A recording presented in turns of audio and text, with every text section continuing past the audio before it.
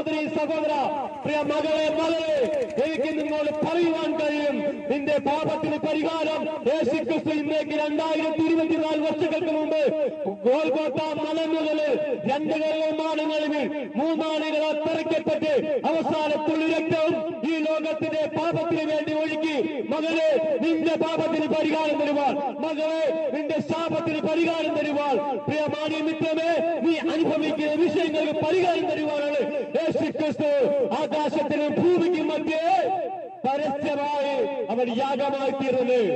ഇനിയൊരു യാഗത്തിന്റെ ആവശ്യം ഈ ഭൂമിയിലെ മനുഷ്യർക്കില്ല.